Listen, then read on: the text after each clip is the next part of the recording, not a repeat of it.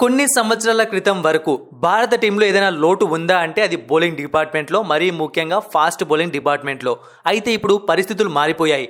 ఎప్పుడైతే IPL league start అయిందో కొత్త బౌలర్స్ లైమ్ లైట్లోకి వస్తున్నారు.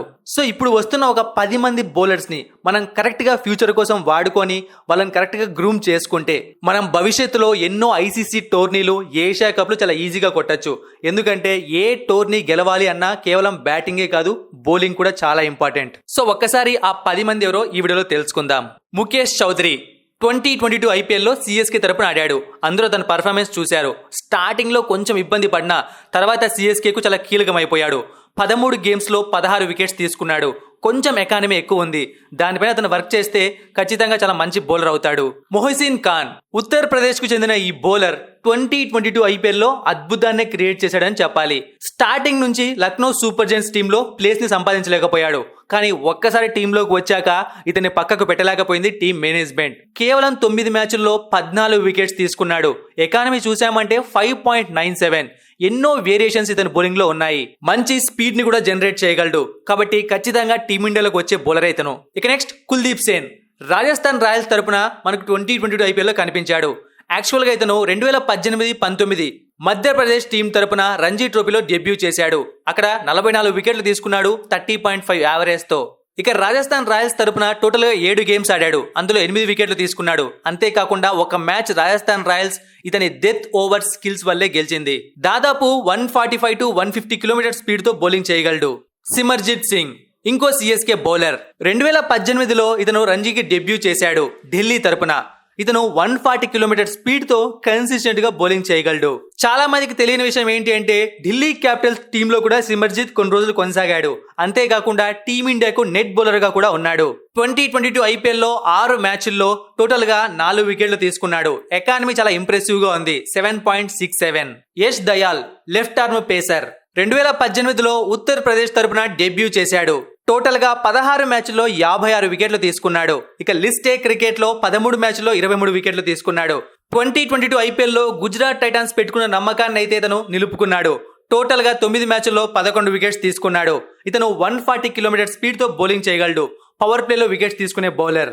అర్జన్ నాగ్వాస్ వల్ల గుజరాత్ కు చెందిన ఈ బౌలర్ తన మొదటి డెబ్యూని 2018లో చేశాడు రంజీ మ్యాచ్ల్లో. 21 ఫస్ట్ క్లాస్ మ్యాచ్ల్లో 81 వికెట్లు తీసుకున్నాడు. యావరేజ్ 24. ఇక లిస్ట్ ఏలో 20 మ్యాచ్ల్లో 39 వికెట్లు తీసుకున్నాడు. వరల్డ్ టెస్ట్ ఛాంపియన్షిప్ కోసం ఇండియా స్క్వాడ్ కూడా సెలెక్ట్ చేసింది బీసీసీఐ. ఇతను ఇంకొక సంవత్సరం లేదా నెక్స్ట్ ఇయరే ఖచ్చితంగా టీమిండియాలోకి ఎంట్రీ ఇచ్చే అవకాశం ఉంది. అది కూడా టెస్ట్ ఫార్మాట్ లోకే. ఇక నెక్స్ట్ ఆవేష్ ఖాన్. ఈ సంవత్సరం ఎంతో మంది యాంటీ ఫ్యాన్స్ ని కూడగట్టుకున్నాడు ఆవేష్ ఖాన్. దానికి కారణం తన ఎక్స్పెన్సివ్ బౌలింగ్. యాక్చువల్ గా ఆవేష్ ఖాన్ ఎంతో మంచి బౌలర్. మంచి అక్యురసీని మెయింటైన్ చేస్తే అతని స్పీడ్ తో చాలా మంది బ్యాట్స్మెన్స్ ని ఇబ్బంది పెట్టగలడు. కానీ ఎక్కువగా తన ఫోకస్ మొత్తం టోటల్ గా స్పీడ్ పైనే ఉంటుంది. అందుకే అంతగా ఎక్స్పెన్సివ్ అవుతున్నాడు. 2021 ఐపీఎల్లో ఢిల్లీ క్యాపిటల్స్ తరపున 24 వికెట్లు తీసుకున్నాడు 16 మ్యాచ్ల్లో. ఇక 2022 ఐపీఎల్లో 13 మ్యాచ్ల్లో 18 వికెట్లు తీసుకున్నాడు. ఆ పర్ఫార్మెన్స్ చూసే టీమిండియాకు సెలెక్ట్ చేశారు. సో వచ్చిన అవకాశాన్ని ఇంకా ఉపయోగించుకుంటే టీమిండియాలో ఎక్కువ రోజులు కొనసాగే అవకాశం ఉంటుంది.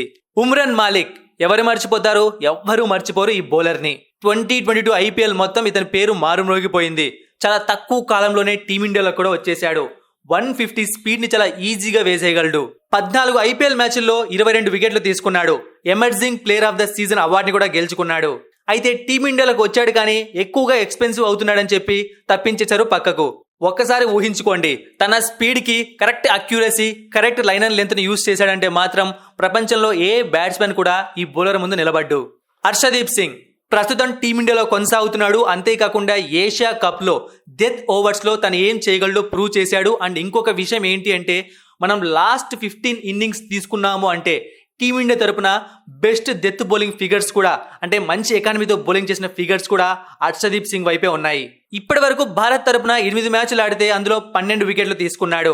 ఇతను ఇంకా చాలా కాలం టీమిండియాలో ఉండే అవకాశం ఉంది. అంతేకాకుండా T20 వరల్డ్ కప్ స్క్వాడ్ లో కూడా ఎంటర్ అయ్యే అవకాశం ఉంది. ప్రసిద్ధ్ కృష్ణ 2017-2018 విజయ్ హజారే ట్రోఫీలో 17 వికెట్లు తీసుకున్నాడు 8 మ్యాచ్లు ఆడి. అక్కడితో ఇతని ప్రస్థానం మొదలైంది. కోల్కతా టీం ఇతనిపైన చాలా నమ్మకం ఉంచింది. 2018లో 11 వికెట్స్. ఇక ఆ తర్వాత రెగ్యులర్ గా ఐపీఎల్ లో పర్ఫామ్ చేశాడు. దీంతో టీమిండియాలో కూడా ఎంటర్ అయ్యాడు. అంతేకాకుండా సక్సెస్ఫుల్ గా 14 మ్యాచ్లు ఆడి 25 వికెట్లు తీసుకున్నాడు. కొంచెం ఇన్కన్సిస్టెన్సీ ఉంటుంది ప్రసిద్ధ్ కృష్ణ బౌలింగ్ లో. ఒక మ్యాచ్ బాగా పర్ఫామ్ చేస్తే ఇంకొక మ్యాచ్ లో ఎక్కువ పరుగులు ఇచ్చేస్తాడు. ఒక మ్యాచ్ లో వికెట్లు తీసుకుంటే మరొక మ్యాచ్ లో వికెట్స్ తీసుకోడు. సో అందుకే కొన్ని రోజులు ఇతని టీం పక్కన పెట్టింది. కానీ ఫ్యూచర్ లో మాత్రం టీమిండియా తరపున ఖచ్చితంగా సూపర్ గా పర్ఫామ్ చేసే అవకాశం ఉంది, ముఖ్యంగా టెస్ట్ ఫార్మాట్ లో.